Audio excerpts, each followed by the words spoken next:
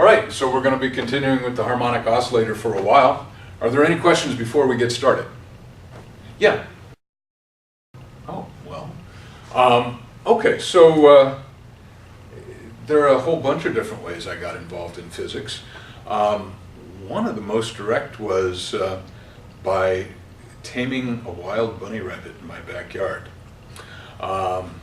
which sounds odd, but there was this wild rabbit, and I used to go out in the backyard and rake leaves, and I saw this rabbit, and so I would sit there with a carrot, and I'd just sit for a long time, and I had to sit and think. And I had just seen this show on Nova about Fermilab and accelerators, and I would think about how cool that was and how you could find out about the most basic structure of everything, and then you could extrapolate from there and design new chemicals and all sorts of great stuff. So that got me excited. I was about, I was early teens, and it really got me thinking about what's the structure of the universe and how does that affect the structure of everyday life around us. And so I didn't know it was called physics back then, but it got me interested in exactly what I do today. Excellent. Any other questions? Yeah. Well, what I do is high energy physics.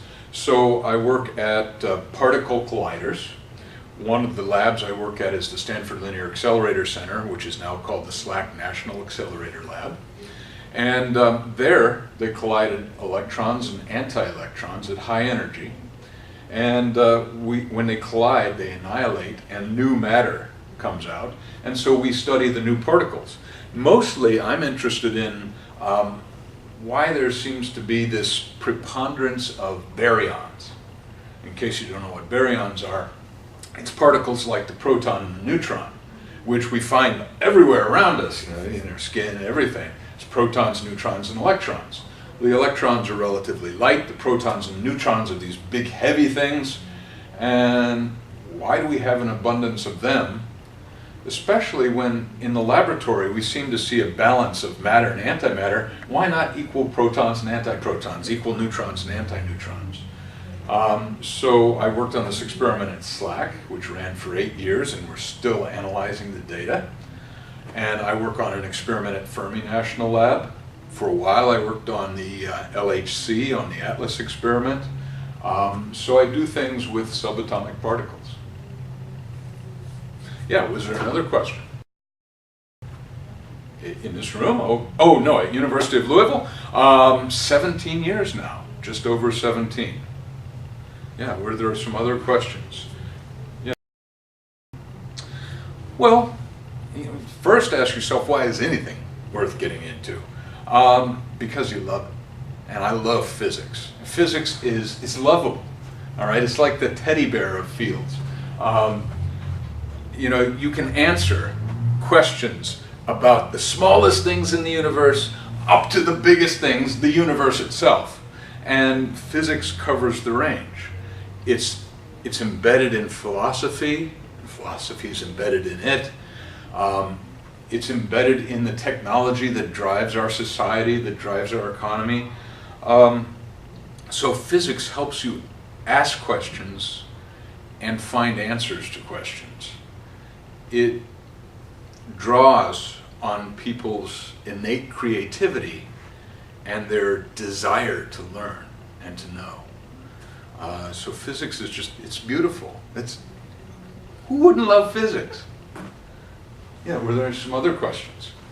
This is getting really interesting, yeah. What do I want to see happen in physics before I die? Me get the Nobel Prize? No. Well, I think one thing I would like to see is a wide-scale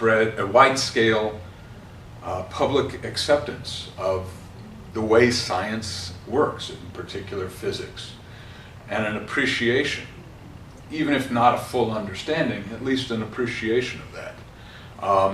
And I think, to some extent it's there, but there are a lot of people who are very skeptical about science, who are almost almost antagonistic against it. And I'd like to see at least a greater public acceptance of what we do. Other than that, I want to see us discover more. And I don't place any bets on what we're going to find, because it's always cool to find new things. And it's great when you find the unexpected, and it's great when you find the expected. So I enjoy it all. Other questions out there? Yeah? What else would I do if given the chance? I think I would be a performer. Some sort of performer, because I like getting up and entertaining crowds. Wow. I really had a variety of interests. I liked languages, history, English, literature, computers.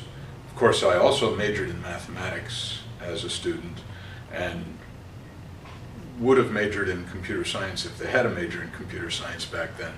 A minor was about all you could do. And I think I may have gotten that, or very close. I probably would have done some more biology, because I find that that's very interesting, and it's a way that you can apply physics, and it's very complex systems in which you can apply physics.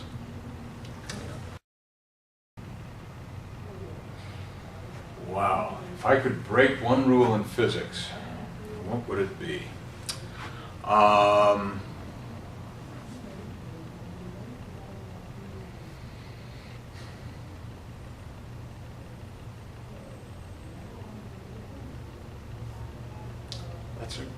That's a good question.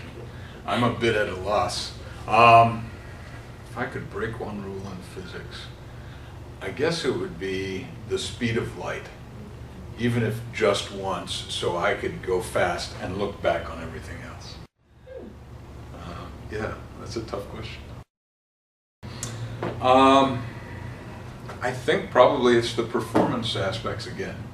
When I was in second grade, I was so backward and shy. My mother actually was worried about me. She went to the teacher and said, "Do you think there's anything we can do to help him maybe not be quite so shy?" And she said, "Well, let's try this." And she made me the star of the second grade plays. We had 2 plays that year, and she made me the lead role in both. She knew I could remember the lines, but no one thought I could actually speak the lines. But then when I got up on stage, I went, yeah. I went, I was just, right into it.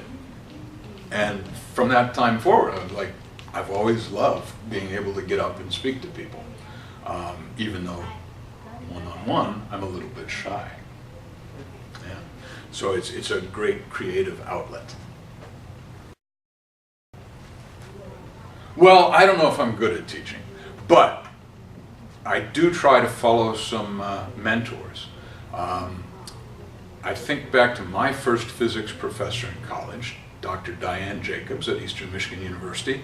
She was fantastic, so I've stolen a lot of her ideas. And then I look at other people around who I think are really good teachers.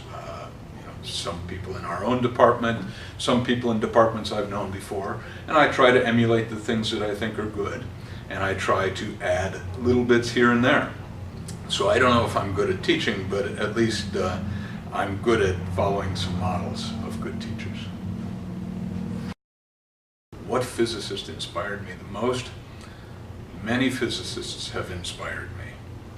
I think I have to tip my hat, though, to Paul Dirac. Some students would say, "Oh, of course, everybody knew he was going to say Dirac." Dirac was thought by many people to be autistic, and so I sort of feel a kindred spirit there. And he did so many incredible things in physics that's an inspiration. So I would love to be able to aim for being in the same realm as Dirac. He's very inspiring. Well, there are lots of them, but I think probably one of my best teaching memories is when I was, let's see, I had just become department chair, had been chair for a couple of months, and my wife had had our son. So here I was, new department chair, new baby, and we had a situation where I had to bring him to work with me one day, and I had to teach quantum mechanics.